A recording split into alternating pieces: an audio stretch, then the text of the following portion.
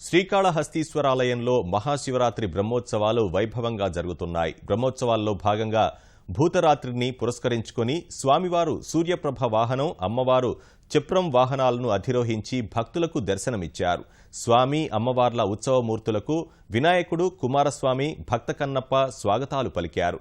కోలాటాలు, మంగళ వాయిద్యాల మధ్య వాహన సేవలు ముందుకు సాగాయి. స్వామి అమ్మవార్లను దర్శించుకునేందుకు భక్తులు అధిక సంఖ్యలో తరలివచ్చారు.